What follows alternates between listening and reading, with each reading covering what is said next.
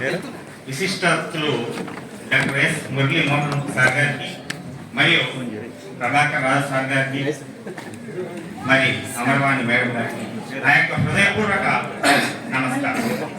నేనేదో చాలా ఎక్కువ మాట్లాడదాం అనుకున్నాము, కానీ సమయం విషయంలో ఇలా చాలా పిసినారితనం ప్రదర్శిస్తున్నారు. సో ముందుగా మన రాజు సార్ గారి గురించి మాట్లాడాల్సి వస్తే, ఆయన పేరులోనే చల్లగాలి అనేది ఉంది అన్నారు. అది చాలా మంది దాని గురించి మాట్లాడారు. మరి ఈయనలో నచ్చని విషయం ఏది ఉంది అని మనము భూతద్దం పెట్టి వెతికినా దొరకదు. ఆయన stylishness walking, stylishness looking, stylishness smiling, stylishness talking, entirely stylishness appearance. వీటన్నిటికంటే ముఖ్యంగా very very stylishness subject explanation. ఆయన చెప్పిన పాఠాలు మనం ఎన్నో చూసాం.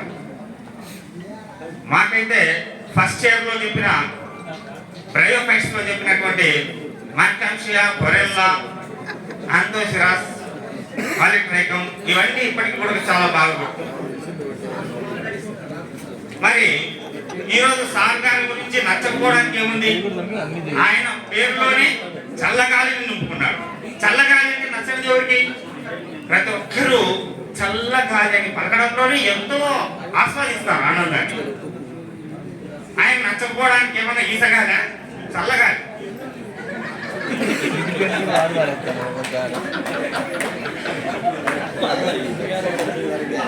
మరి నేనైతే ఇది సార్ గొప్పతనమే కాదనుకుంటున్నాను. సార్లో ఇన్ని మంచి లక్షణాలు ఉన్నాయంటే, ఎందుకంటే ఆయన మ్యానుఫ్యాక్చరింగ్, ఆయన జీన్స్ లో కూడా అంటే వాళ్ళ ఫాదర్ మాకు బాగా పరిచయం.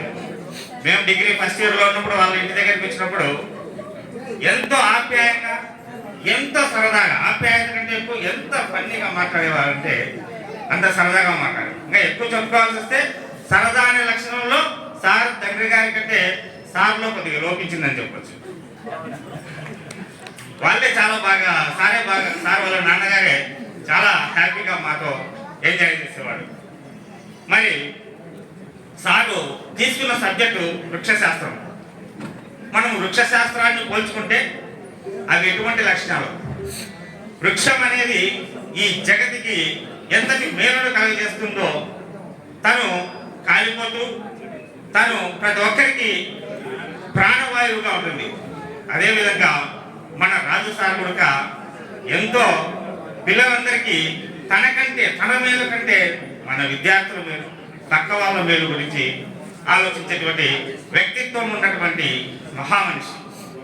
మరి సార్తో కొన్ని ఎక్స్పీరియన్సెస్ ఎక్కువ మాట్లాడను.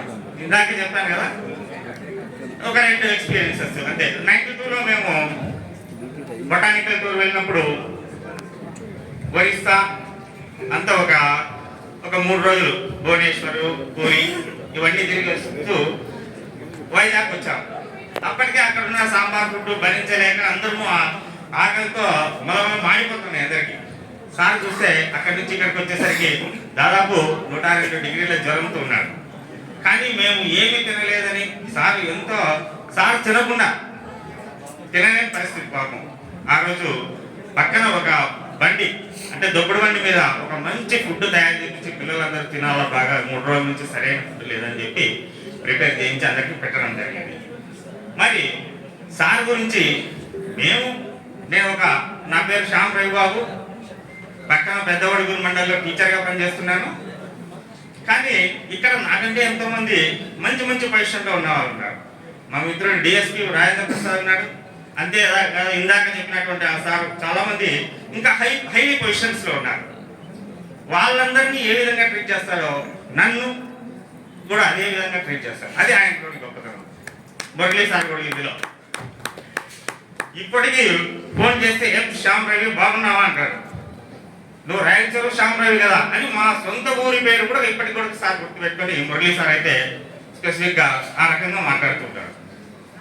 ఇన్ని కాలాలు గడుస్తున్నాయి. దాదాపు మాది అయిపోయి 32 ఇయర్స్ అయిపోయింది. ఈ 32 ఇయర్స్ లో కూడా ఆ ప్రేమను ఇంకా ఎక్కువగానే పంచుతూ ఉన్నారు మనకి మునుపటి కంటే. ఈ సందర్భంగా మీకు ఒక చిన్న కథ చెప్పాలనిపిస్తుంది. జస్ట్ కాలంలో వచ్చిన మార్పులుగా మనం చిన్నప్పటి నుంచి కొండయ్య కట్టెలు కొట్టుకుని పోతే గొడ్లి ఇళ్ళలో పడిపోతుంది. చాలా మంది ఏమైనా వినిండొచ్చు, వినంటే మళ్ళీ అంతా లాస్ట్లో ఉన్నామండి. గొడ్డలి నీళ్ళలో పడిపోతే అయ్యో అని రోధిస్తూ ఉంటే వనదేవత జనదేవత ప్రత్యక్షమై ఏం నాయన కొండ ఏడుస్తున్నావు అంటే ఇట్లా గొడ్డు పడిపోయా అంటే సరే నాయన ఏడుస్తుంది. ఫస్ట్ బంగారు గొడ్డలు తెస్తుంది, ఇది కాదంటారు. మళ్ళీ వెండి గొడ్డలు తెస్తుంది, ఇది కాదంటారు. లాస్ట్కు ఇనుప గొడ్డలు తెస్తే ఇదే తల్లి నాది అంటే ఆయన యొక్క నిజాయితీకి మించి మొత్తం అన్ని గొడ్డలు ఆయన.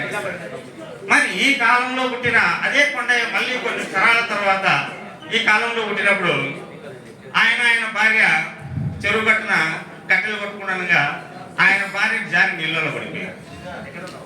ఆయన భార్య జారి నీళ్ళలో పడి నా భార్య భార్యని ఏడుస్తుంటారు.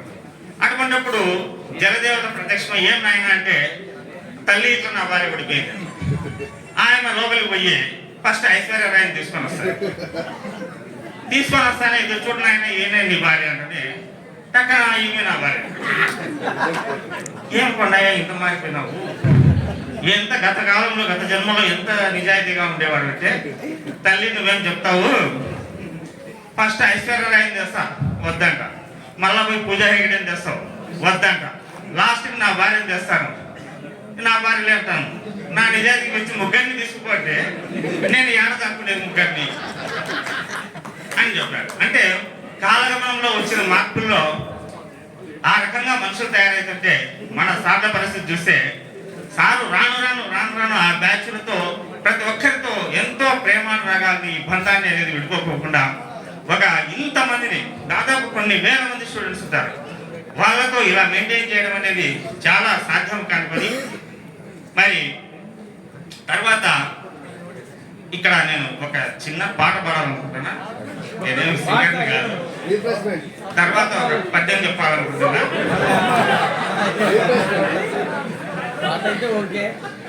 సార్ కోసం ఏం చేయాలని ఆలోచిస్తూ ఇందులో ఒక సినిమా పాటకు పేరడీగా రాస్తున్నాను. ఈ మొదటి చరణము మురళీ సార్కు రాజు సార్కు ఇద్దరికి వర్తిస్తుంది.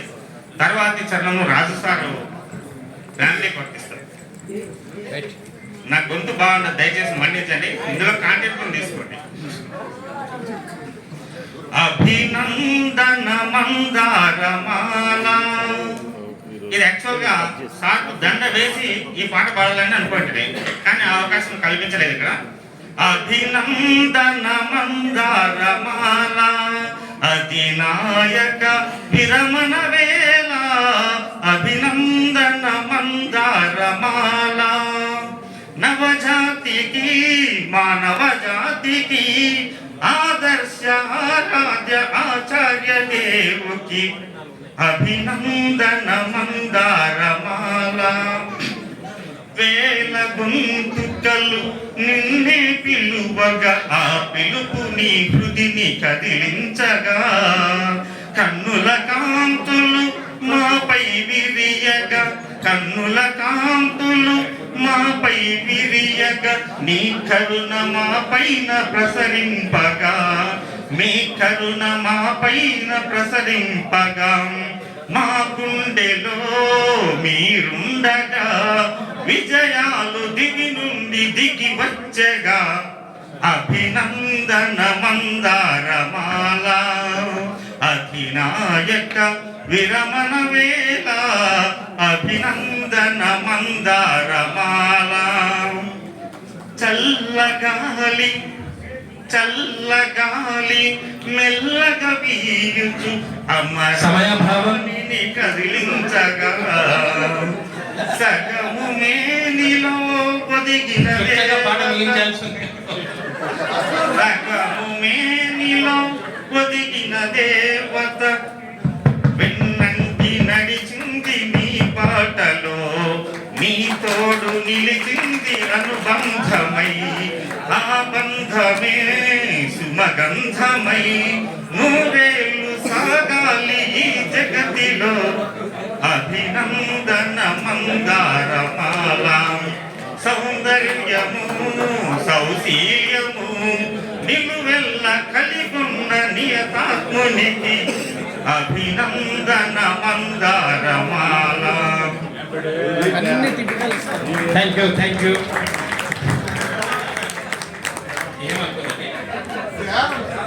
నేను టైంని చాలా కుదిస్తున్నాను.